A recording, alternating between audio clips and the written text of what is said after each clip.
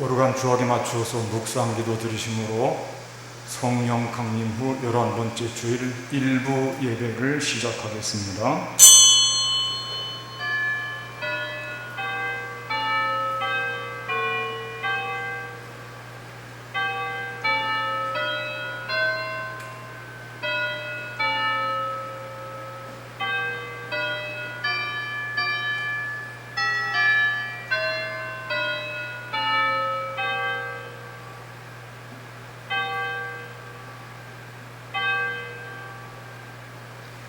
주의 궁정에서의 한 날이 다른 곳에서 첫날보다 나은즉 악인의 장막에 사는 것보다 내 하나님의 성전 문지기로 있는 것이 좋사오니 여호와 하나님은 해요 방패이시라. 여호와께서 은혜와 영화를 주시며 정직하게 행하는 자에게 좋은 것을 아끼지 아니하실 것입니다.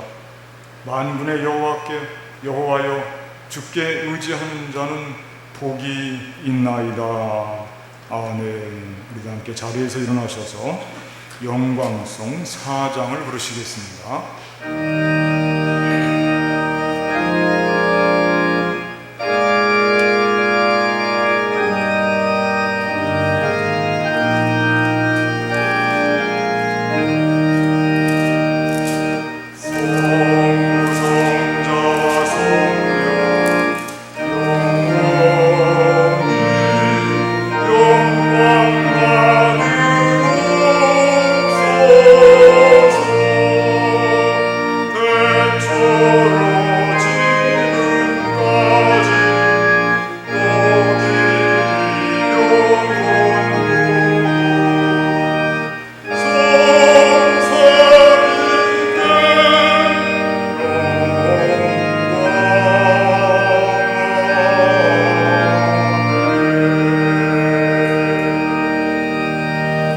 교동문 26번 시편 50편을 교독하겠습니다.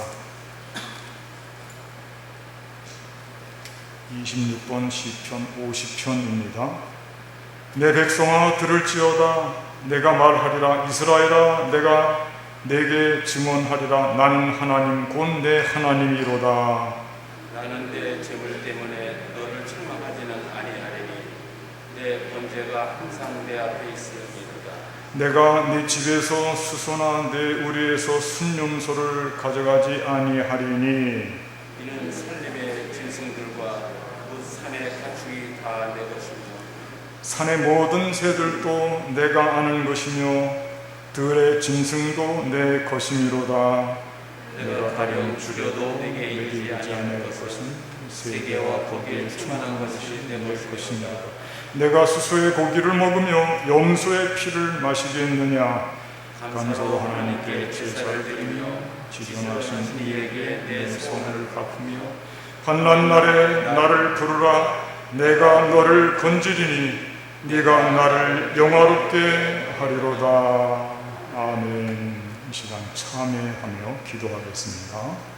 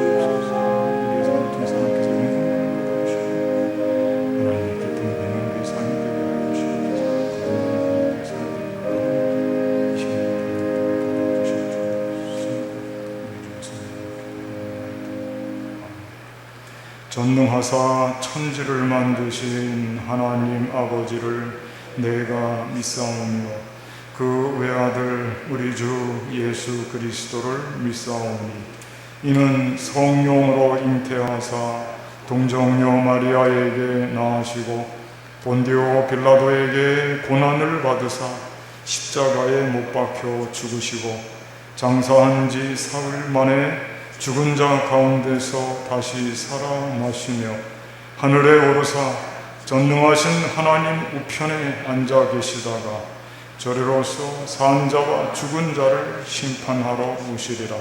성령을 믿사오며 거룩한 공예와 성도가 서로 교통하는 것과 죄를 사하여 주시는 것과 몸이 다시 사는 것과 영원히 사는 것을 믿사옵나이다.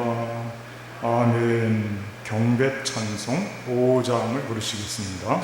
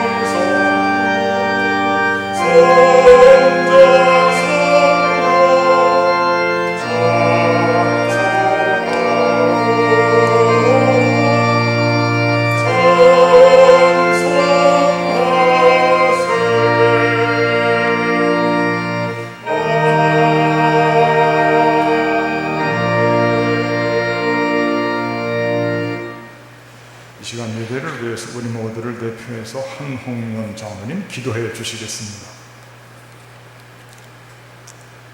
감사하신 아버지 하나님, 무더운 날씨에도 우리의 삶을 지켜주시고 인도하여 주신 주님께 감사를 드립니다. 지난 한 주간도 무더위와 코로나로 인해 힘든 시간들을 보냈지만 주님께서 함께하여 주셔서 비록 많지 않지만 세상 사람과 구분된 삶 살게 하여 주심을 감사드립니다. 주님께서 지켜주심에 감사드리며 가정과 처소에서 거룩한 성산에서 온 마음으로 주님께 경배드리오니 홀로 영광받아 주시옵소서. 지난 한 주간 온전한 삶을 산다고 했지만 온전하지 못했고, 온전히 회개한다고 했지만 온전한 회개를 하지 못했으며, 이웃의 형제들을 사랑하고 용서하며 살라 하셨지만 형제 하나도 사랑하지 못하고 용서하지 못하며 살아온 저희들을 용서하여 주시옵소서. 아버지 하나님, 우리를 사랑하여 주시고 우리를 기억하여 주시옵소서. 주님 앞에 우리가 섰을 때 주님께서 우리를 기억하지 못하시고 너희가 누구냐고 물음을 당하는 일이 없도록 믿음 지켜나가게 도와주시옵소서. 우리의 아집과 자주심으로 인해 우리의 영혼이 메마르고 버림받지 않도록 도와주시옵소서.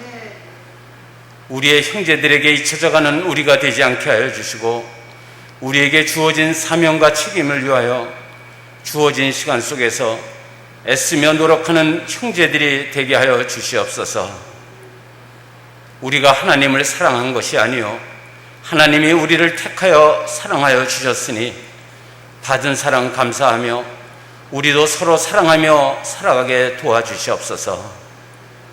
이처럼 힘든 시기가 우리의 믿음과 신앙을 시험받는 때라고 생각하며 쉬지 않고 기도하여 이 어려운 시기를 믿음으로 지혜롭게 이겨내게 하여 주시옵소서. 사랑의 주님, 무덥고 습한 날씨 속에서 코로나 방역을 위해 애쓰는 봉사자들을 지켜주시옵소서.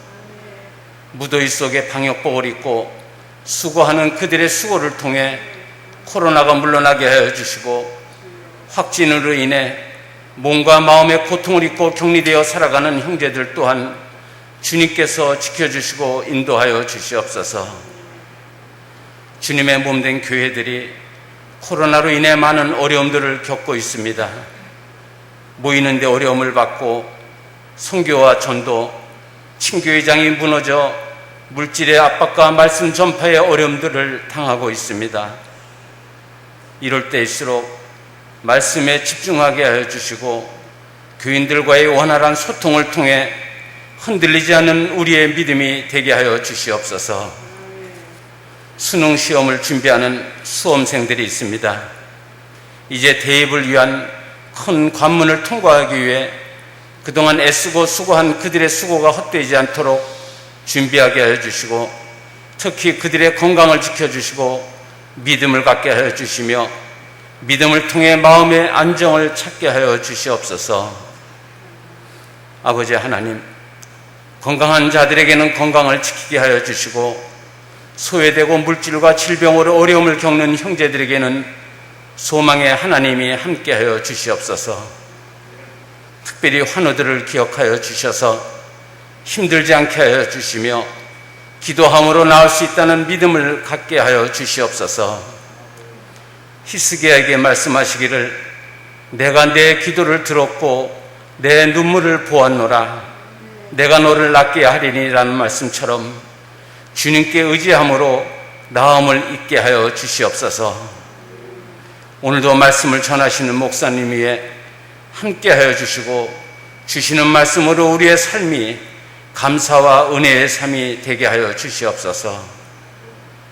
교회와 예배를 위해 헌신하는 봉사자들의 수고를 기억하여 주시고 감사와 기쁨으로 헌신하게 도와주시옵소서. 오늘부터 일부 예배를 위해 봉사하기로 작정한 마정협 반주자의 헌신 또한 기억하여 주시고 은혜스러운 반주를 통해 감사의 시간이 되게 하여 주시옵소서. 이 모든 말씀 우리를 기억하여 주시고 지켜주시는 예수 그리스도 이름으로 간절히 기도드립니다. 아멘.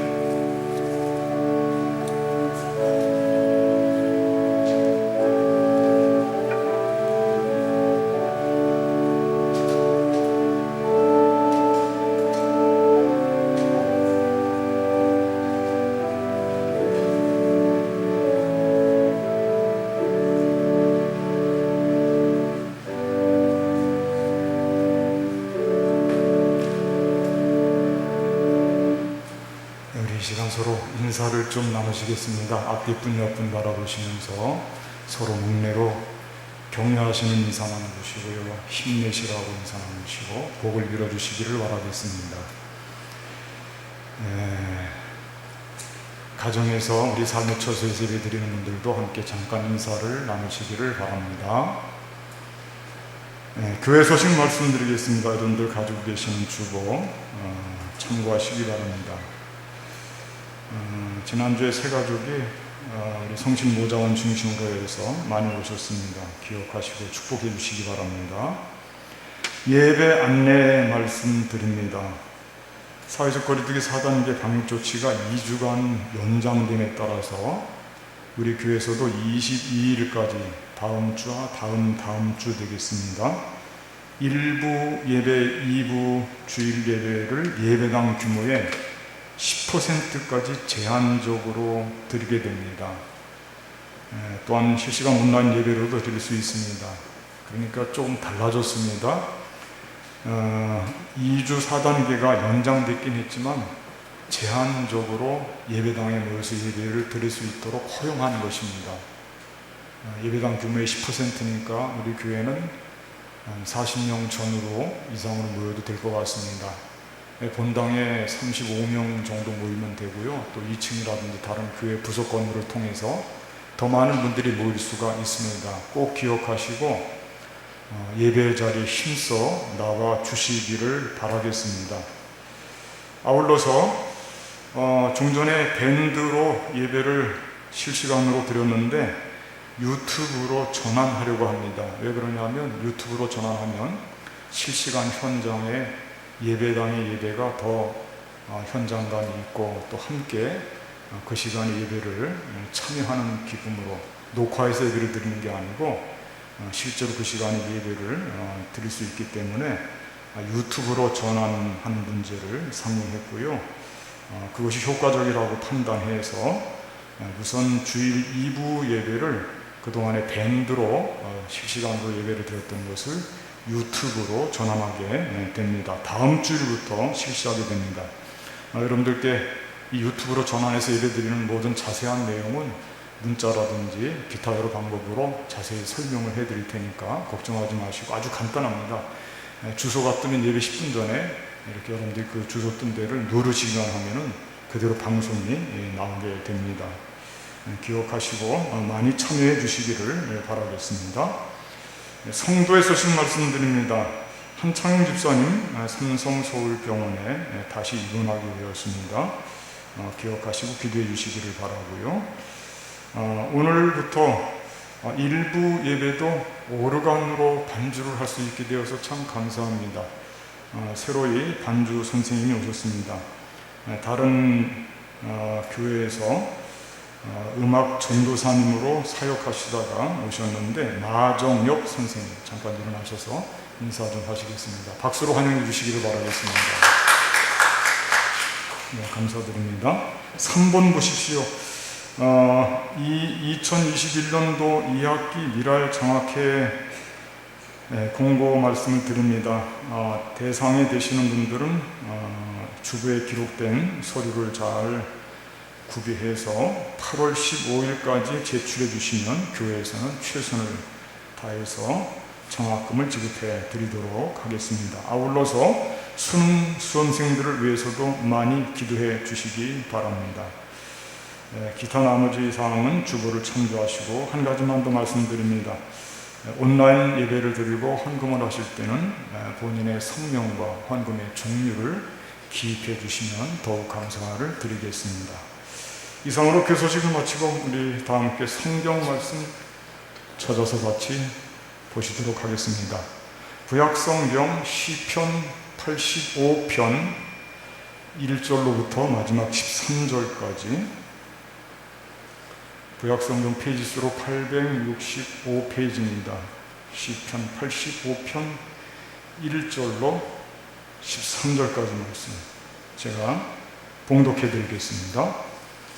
여호와여, 주께서 주의 땅에 은혜를 베푸사 야곱의 포로된 자들이 돌아오게 하셨으며 주의 백성의 죄악을 사하시고 그들의 모든 죄를 덮으셨나이다.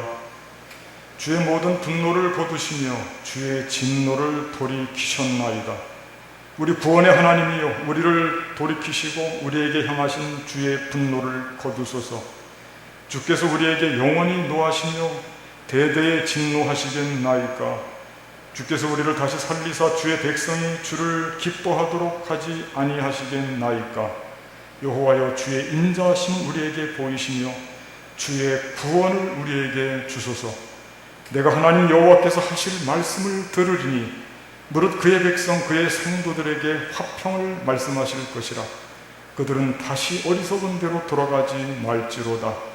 진실로 그의 구원이 그를 경외하는 자에게 가까우니 영광이 우리 땅에 머무르리이다.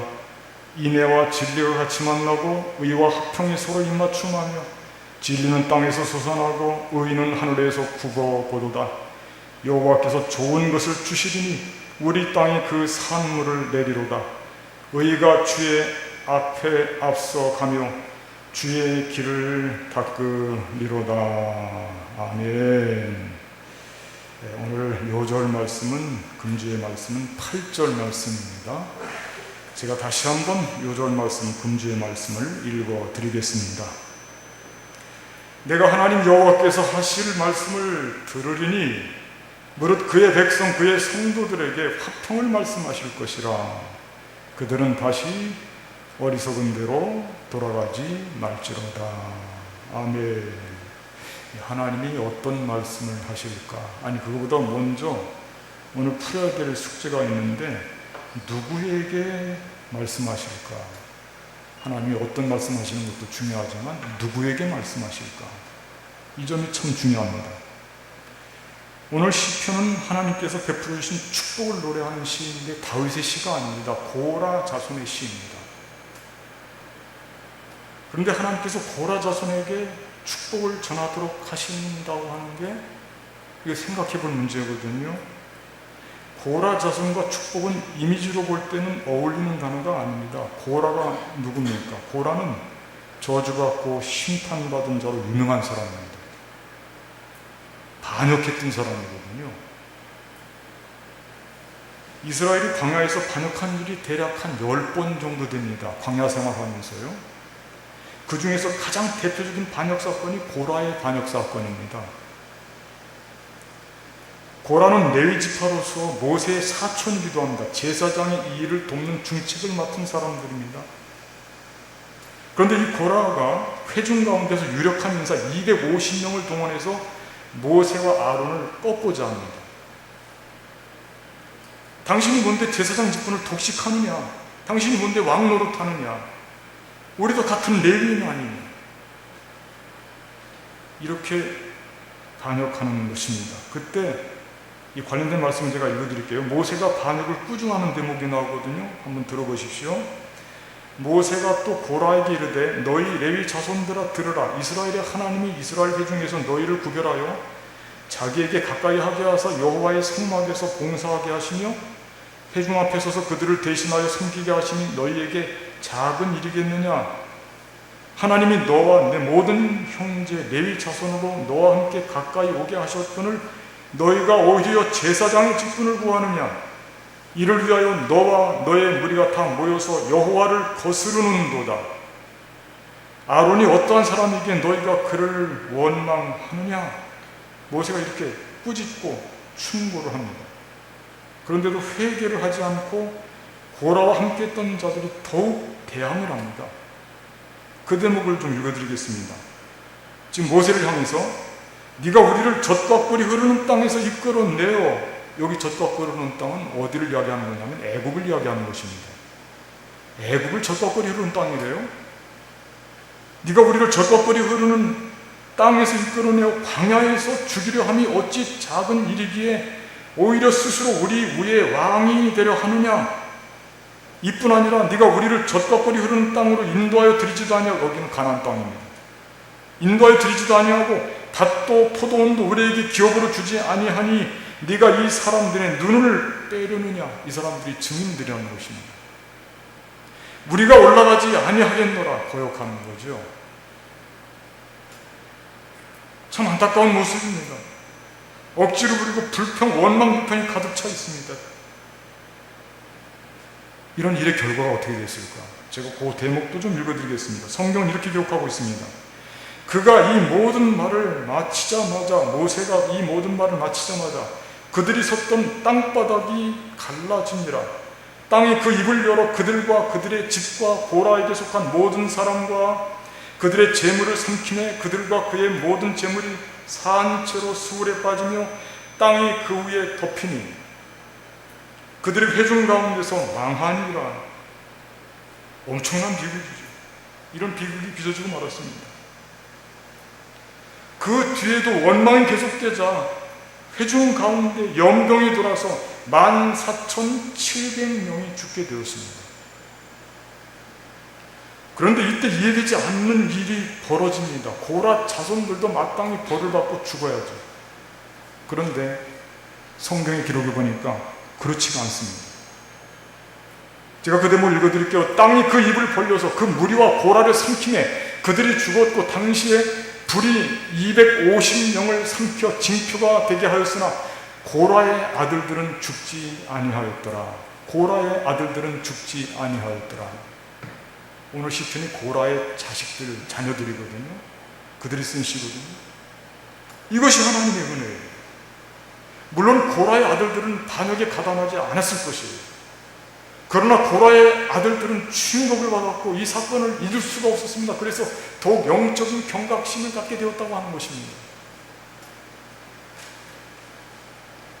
그리고 사실 고라의 반역은 개인의 반역만을 말하고자 하는 것이 아닙니다. 광야라고 하는 고통의 장소, 고통의 시간에 이스라엘 전체 영적인 상태를 상징하는 사건인 것입니다. 그러므로 이 일로 인하 이스라엘 백성 모두가 영적인 경각심을 다시 한번 갖게 되었고요. 고라 자손은 더욱 충성하는 자들이 될 수 있었습니다. 이게 하나님의 은혜인 것입니다. 전화위복이 된 것입니다.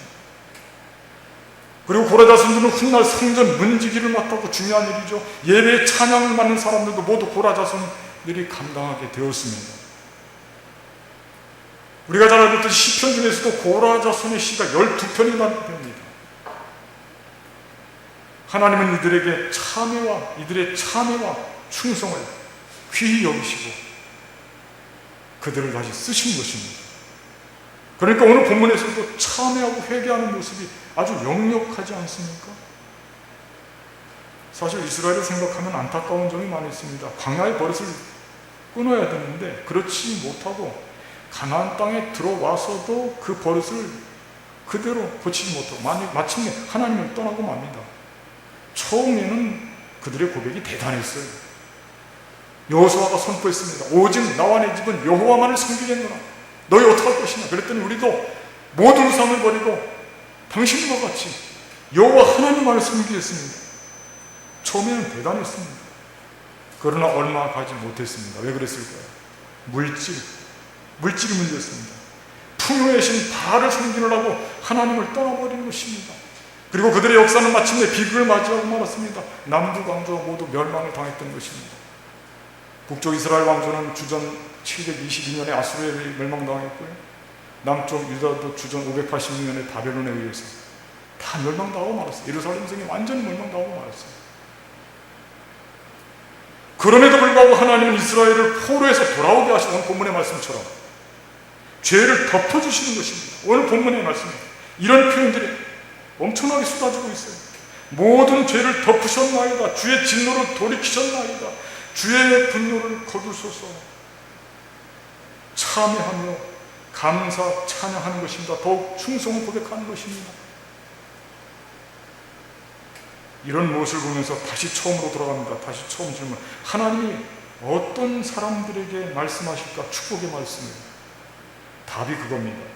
돌이키고 충성을 고백하는 자, 은혜를 믿고 다시 하나님의 일에 열심을 내는 자, 이들에게 하나님께서는 말씀하실 거라는 거예요.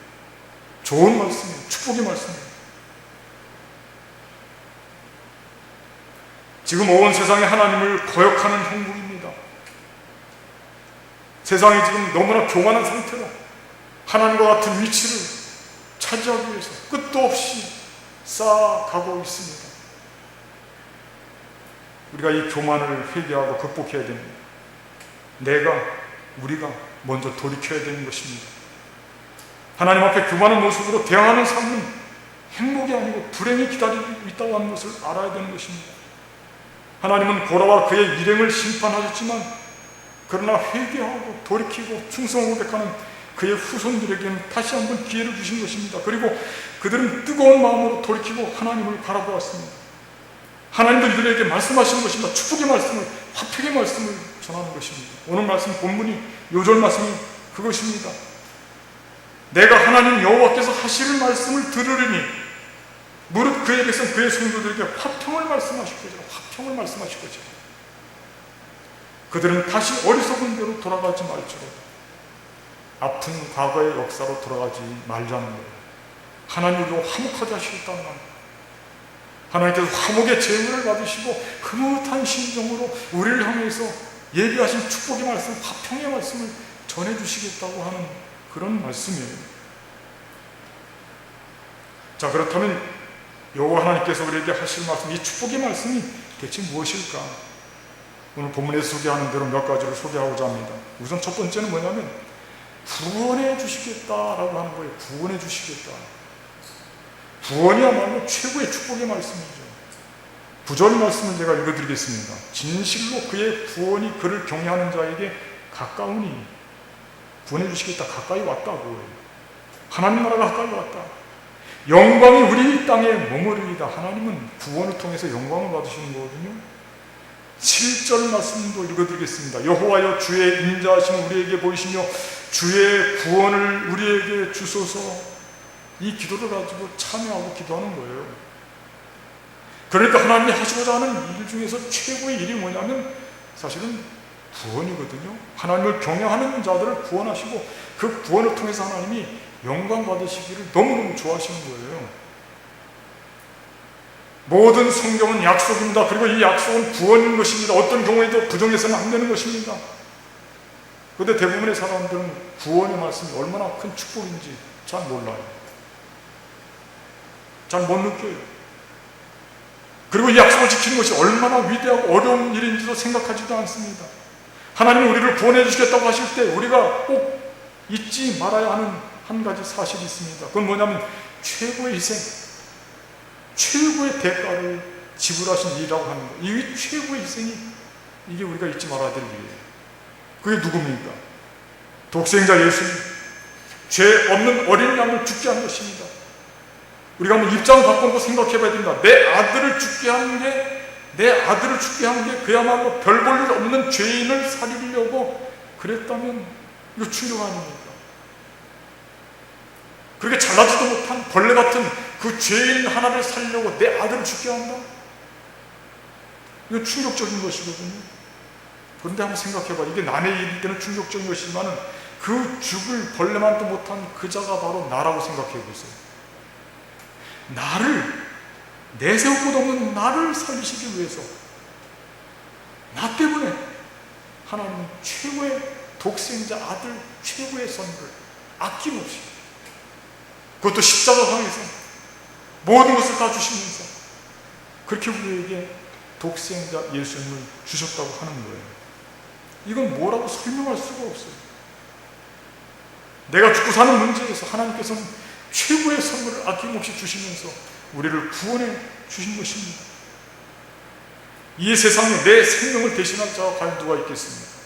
아무도 없어요. 예수님밖에. 하나님께서 예수님을 나 대신 죽게 하시고 나를 구원하셨다고 하는 것이야말로 그러므로 최고의 축복의 말씀인 것입니다. 하나님께서 하실 말씀은 다른 무엇보다 먼저 이 축복의 말씀, 구원이 가까이 왔다, 이 말씀 하시는 거예요. 하나님 앞에 참여하고 돌아오고 충성을 고백하는 이들에게 고라 자손을 통해서 이 말씀 주시는 거예요. 두 번째로 주시는 말씀은 뭐냐면 사랑해 주시겠다, 이렇게 말씀하시는 것입니다. 사랑해 주시겠다. 우리를 구원해 주시는 것도 중요하지만 우리에게 사랑해 주신다고 하는 말씀은 너무 힘이 되지 않습니까? 오늘 본문에는 사랑의 단어가 많이 등장합니다. 인애와 진리, 의와 화평 모두가 사랑의 동요들입니다. 제가 말씀 한번 읽어드릴게요. 10절과 11절 말씀인데요, 인애와 진리가 같이 만나고 의와 화평이 서로 입맞추었으며 진리는 땅에서 솟아나고 의는 하늘에서 굽어보도다. 온 천지에 인애와 진리, 의와 화평이 충만하다는 거예요. 온 천지에 모두가 하나님이 주도적으로 하시는 일이에요. 물론 이 중에서 제일 중요한 하나님의 성품이 첫 번째 단어로 소개하고 있는 인애입니다. 인애. 7절 말씀에서는 인자하심이라고 표현이 되어 있어요. 한신대 구약학 김창주 교수의 글을 보니까 김창주 교수님의 글에 뭐라고 설명되어 있냐면 하나님의 성품이 모두 13가지래요. 13가지. 근데 그 중에서 제일 중요하게 작용하는 성품이 뭐냐면 인자하심, 인애. 다른 말로는 은혜, 긍휼, 사랑 다 들어갑니다. 이게 다 사랑과 관련된 말씀이거든요. 신약의 말로 표현하면 그야말로 아가페의 사랑. 근데 히브리어 단어에서는 이 사랑의 성품을 크게 구별을 합니다. 두 가지로 구별을 해요. 두 가지로. 우리가 잘 아는 대로 하나는 라훔이라고 하는 단어를 쓰고 하나는 헤세드라고 하는 단어를 써요. 라움이라고 하는 사랑의 뜻은 뭐냐면 라움은 그건 어머니의 태, 자궁이라는 뜻이거든요. 자궁. 어머니의 그 아름다운 모성애가 발휘될 때 그 모습을 라훔이라고 해요. 하나님의 사랑은 어머니의 사랑과 같다 이거예요. 또 한 가지가 뭐냐면 오늘 본문의 말씀에도 다 헤세드라고 되어 있는데 헤세드라고 하는 말로 사랑을, 인애를 표현합니다. 이 말은 법적인 관계로 형성된 의무적인 사랑, 책임적인 사랑을 강조할 때 쓰는 거예요. 이를테면 어떤 거냐면 아버지, 내가 가장이다 이거, 아버지 혹은 여자분이 가장, 남녀가 다 가장이 될 수도 있긴 있어요. 그러나 이때 당시는 그래요. 혹은 보호자, 혹은 목자. 그건 뭐냐면 책임이 있다는 거예요. 관계 속에서 책임이 있어서 의무적으로 어쨌든 사랑할 수밖에 없다. 내가 너희를 종으로 삼았으니, 내 백성으로 삼았으니 너희를 의무적으로라도 사랑할 수밖에 없다. 그건 내 책임이다, 사랑하는 것은. 그런 뜻으로 쓰는 단어가 헤세드입니다. 그런데 오늘 인애라고 하는 말씀과 인자심이라고 하는 말씀이 바로 이 헤세드라고 하는 말로 표현하고 있어요. 그러니까 이게 무슨 의미냐면 하나님께서 참여하고 돌아오는 자는 의무적으로 사랑하시고 의무적으로라도 받아주실 수밖에 없다. 아무리 죄를 많이 짓고 못된 짓을 많이 했어도 참여하고 돌아오면 조건이 없다는 거예요. 무조건 받아준다는 거예요. 그게 하나님의 의무라는 것입니다. 그런 사랑으로 우리에게 인내하심을 베푸는데 그 사랑이 온 천지에 가득하다 이거예요. 그 사랑을 지금 말씀하고 있는 거예요. 그 사랑 속에는 하나님의 의도 들어가 있고 하나님과 우리 사이에 평화도 화평도 들어가 있고 다 들어가 있어요. 진리도 들어가 있고. 이렇게 우리를 아버지의 목자 같은 그 의무적인 사랑으로 우리를 사랑해 주시겠다.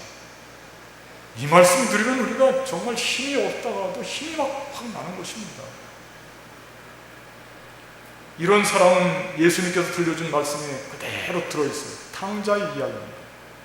둘째 아들이 아버지가 죽지도 않았는데 유산을 물려받고 대도시로 나와서 호랑방탕하게 다 쓰고 나중에 우리에서 돼지가 먹는 쥐염 열매를 먹으면서 자기 신세를 한탄합니다. 그때 그 마음속에 아버지께로 돌아가고 싶은 마음이 드는데 그게 참 성령께 주시는 생각이죠. 그때 그가 혼자 독백으로 뭐라고 하냐면 내가 아버지께로 돌아가면 아버지가 나를 과연 아들로 받아주실까 걱정돼요. 그게 마음에 걸렸어요. 그럼에도 불구하고 내가 종으로 받아준다고 해도 좋다. 여기서 굶고 죽는 것보다는 그게 낫지 않겠니? 용기를 내어서 그는 그 자리를 털고 아버지께로 달려가는 거예요. 근데 아버지는 생각이 어떨까요? 아버지의 생각은 이 아가페 헤세드의 생각이에요. 아버지는 돌아온 그 둘째 아들을 너 그런 생각, 쓸데없는 생각하지 마라. 나는 너를 받아주고 너를 사랑하고 너를 보호해주고 너를 다시 일으켜주는 것이 나의 책임이다. 너와 나는 그런 관계다. 그게 아버지의 마음이에요. 그게 아버지의 사랑이라니까요. 그게 헤세드의 사랑입니다. 돌아오는 그를 먼저 달려가서 머리를 오금 맞추고 그를 안아주고 자랐다고. 이 둘째 아들 탕자의 형 첫째 아들이 불만이 가득합니다. 아버지 평소에 저에게는 잔치 한 번 해주시지 않더니 이렇게 호랑방탕하게 살다 돌아온 이 죄인 둘째를 받으면서 이렇게 식지국적지근하게 큰 잔치를 베푸십니까? 이해할 수가 없지. 하나님께서는 돌아오는 이 아들을 아무리 큰 죄를 지었다 할지라도 심지어 그가 살인죄를 졌다 할지라도 세상 같지 않습니다. 그를 용납하고 받아주는 의무적이고 그럴 수밖에 없는 아버지와 아들과의 관계 속에서 피어나는 아름다운 사랑, 그 사랑을 하나님이 회개하고 참여하고 하나님의 충성을 고백하는 자들에게 그 사랑을 말씀해 주실 거라는 거예요. 하나님이 하신 말씀이 그 사랑이라는 거예요. 얼마나 감사한지. 이 사랑 때문에 우리가 삶의 근거를 마련할 수가 있는 것입니다. 이 사랑 때문에 우리가 모든 죄악을 물리치고 당당하게 아들로서 딸로서 살 수 있는 삶의 근거가 마련된 것입니다. 지금 고라자손은 이 사랑에 의지하고 하나님을 바라보는 것입니다. 그리고 하나님 앞에 감사와 찬송을 드리고 오늘 시편 85편이 그렇게 쓰여졌다고 하는 것입니다. 한 가지만 더 말씀입니다. 하나님께서 하실 말씀, 회복해 주시겠다 이렇게 말씀하시죠. 회복해 주시겠다. 실제적인 축복의 말씀이죠. 12절 말씀 제가 읽어드릴게요. 12절 여호와께서 좋은 것을 주시리니 우리 땅이 그 산물을 내리로다. 우리 땅이 그 산물을 내리로다. 좋은 것을 주시리니. 6절 말씀에서도 얼마나 큰 기대감을 가지고 있는지 확인할 수가 있습니다. 6절 말씀, 주께서 우리를 다시 살리사 주의 백성이 주를 기뻐하도록 하지 아니하시겠나이까. 우리를 다시 살리신다고 해요. 회복시켜 주신다는 것입니다. 사실 오늘 같은 상황에서는 우리가 가장 애타게 사모하는 기다리는 말씀이기도 합니다. 이 땅을 치유해 주시고 우리 심령도 치유해 주시고 우리의 질병도 고쳐주시고, 이거 다 우리 기도의 제목 아닙니까? 코로나로 인해서 모두가 망가뜨려지는 이 시대에 우리를 하나님께서 회복시켜 주실 줄로 믿습니다. 이거야말로 우리가 날마다 드리는 기도의 제목인데, 이에 대해서 하나님께서는 너희를 회복시켜 주시겠다, 너희를 다시 살게 하고 그 땅에 산물이 나게 하겠다, 그렇게 말씀하십니다. 하나님이 회복의 말씀을 주시면서 하나님께서는 특별히 이 회복을 어떻게 진행해 가실 것인지, 거기에 대해서도 오늘 본문은 아니지만 선지자 에스겔을 통해서 한 가지 확신을 가지고 하시는 말씀이 있어요. 이 회복을, 하나님이 회복의 역사를 어떻게 만들어 가실까? 하나님은 무엇보다 교회를 통해서 이 엄청난 회복의 역사를 이루어 가신다고 하는 확신이에요. 그게 바로 에스겔 선지자가 본 새 예루살렘 성전의 비전입니다. 에스겔 47장 기록이 되어 있습니다. 제가 그 대목을 잠깐 읽어드릴게요. 성전에서 강물이 흐르는데 이 강물이 흐르는 곳마다 번성하는 모든 생물이 살고, 또 고기가 심히 많으니 이 물이 흘러 들어감으로 바닷물이 되살아나고, 이 강이 이르는 각처의 모든 것이 살 것이며, 강 좌우가에는 각종 먹을 과실나무가 자라서 그 잎이 시들지 아니하며 열매가 끊이지 아니하고 달마다 새 열매를 맺으리니 그 물이 성소를 통하여 나옵니다. 그 열매는 먹을 만하고 그 잎사귀는 약 재료가 되리라. 아멘. 하나님께서 성전을 통해서, 성전에서 흘러나오는 그 말라가는 것이 아니라 나올수록 더 나갈수록 더 풍성해지는 그 영적인 생수를 통해서 세상을 회복시켜 주시고 살리시겠다라고 하는 것입니다. 이 성전이 과연 뭘까? 이 성전은 교회를 가리키고 있어요. 교회는 건물이 아니에요. 교회를 이기는 믿음의 공동체입니다. 우리를 나타내는 것입니다. 우리를 흘려보내겠다고 하는 거예요. 우리가 세상에 흘러 들어가야 되는 생수라는 것입니다. 우리가 소멸하는 것이 아니라 성전을 통해서 나아가게 되면 우리는 더욱더 창대해진다는 것입니다. 그리고 세상의 모든 사람들을 살리는 생명의 재료가 된다는 것입니다.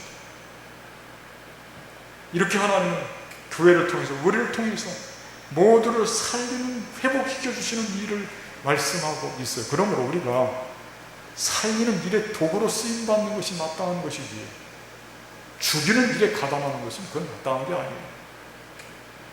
죽이는 것은 사탄이에요. 살리는 일이 하나님의 일이시고, 살리는 일이 성공하는 일이고, 살리는 일이 기쁜 일이에요. 우리가 행복을 추구합니다. 행복은 내가 그저 편안하게 아무것도 하지 않는 것이 행복할 거라고 생각하는데 그건 오해입니다. 행복은 무슨 일인가를 할 때 행복한 거예요. 가장 행복한 것이 무엇일까? 살리는 일을 할 때 가장 행복한 것입니다. 교회를 통해서 그 일을 하신다는 것입니다. 온 세상을 회복시키는 일을 교회를 통해서 하나님께서는 예비하고 계신 것입니다. 우리가 세상에 나와서 모두를 살리는데 생명의 재료로 쓰임받는다고 하는 것입니다. 오늘 고라자선을 통해서 하나님께서 축복의 말씀을 주시는 이 귀한 말씀, 평화의 말씀인데 구원해 주시고 사랑해 주시고 온 천지 하나님의 사랑 헤세드가 가득하고, 그리고 우리를 회복시켜 주신다고 하는 이 말씀, 이 말씀 우리가 받습니다. 그대로 받습니다. 이 말씀은 우리에게 주시는 말씀으로 고백하고 받습니다. 이 말씀 가지고 오늘도 하나님의 위대한 살림의 도구로 쓰임받고 복되고 아름다운 삶으로 나가시는 저와 여러분들이 되시기를 주님의 이름으로 간절히 축복하겠습니다. 기도하겠습니다. 감사하신 하나님 아버지, 오늘 말씀을 통해서, 고라자선을 통해서 하나님께서 예비하신 축복의 말씀, 평화의 말씀, 주님 우리를 구원해 주시고 하나님의 사랑이 온 천지에 가득하고 우리를 회복시켜 주시겠다고 하는 이 말씀, 우리가 말씀 그대로를 받아들이고 하나님의 위대한 사역에 쓰임받는 생명의 살림으로 나가는 우리의 모든 삶이 되게 하여 주시옵소서. 우리 주 예수 그리스도의 이름으로 간절히 기도하옵나이다. 아멘. 말씀 생각하시면서 결단 찬송 407장 부르시며 예비하신 헌금 봉헌하는 시간을 갖겠습니다.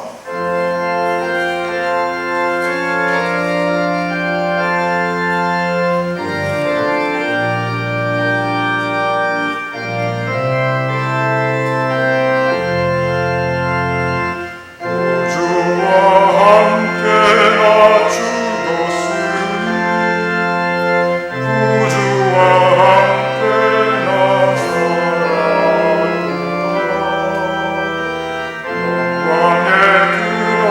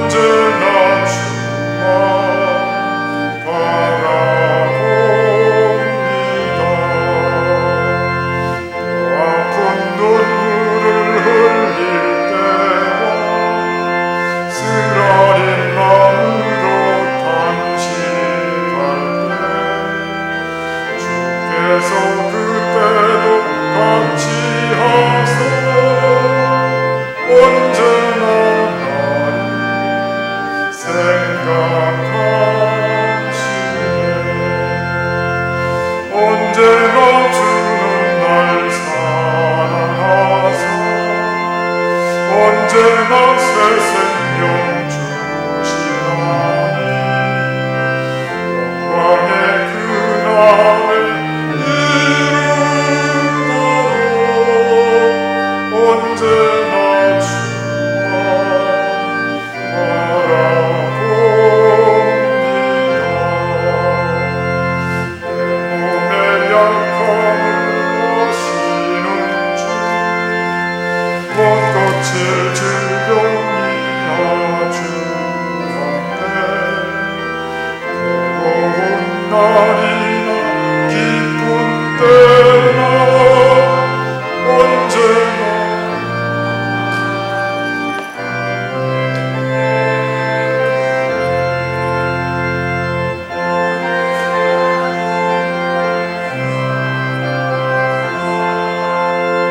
언제나 새 생명 주시나니 영광의 그날을 이루노 언제나 주와 바라봅니다.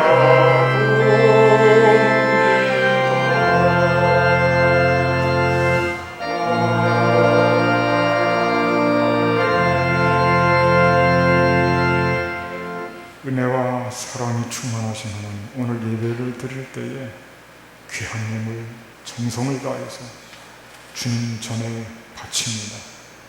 그 바친 모든 것 기억하여 주시옵소서. 삶의 모든 형편, 아픔, 슬픔, 마음의 상처, 고통, 경제적인 어려움 가운데 주님 절망 다 들어있습니다.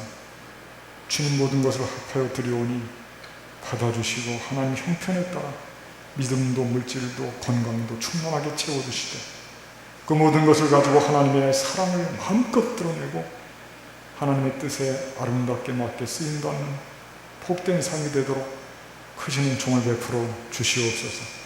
해외 나가 있는 주의 자녀들, 구문에 속한 아들들, 특별히 질병과 싸우는 주의 자녀들을 꼭 기억해 주시고 저들에게 능력의 손으로 치유하시고 치유하는 광선을 쏘아주셔서 고침받게 하시고 승리하게 하시고 회복되게 하시고 하나님 앞에 영광을 돌리게 하여 주시옵소서. 물질 없어 주님 앞에 마음 정성을 드리는 들 특별히 기억하시고 모든 주님 앞에 드리는 우리의 헌신과 사랑과 예물이 정말 빛나고 아름다운 예물이 되게 하여 주시옵소서. 귀하게 쓰임받는 예물 될 줄로 믿습니다. 이제는 우리 주 예수 그리스도의 은혜와 하나님 아버지의 극진하신 사랑과 성령님의 교통하심, 오늘 주의 날 맞이해서 예배드리고 다시 세상 한복판으로 타성받는 우리 모두 위에 지금부터 주님 오시는 그날까지 늘 함께 하옵시기를 간절히 축원하옵나이다. 아멘.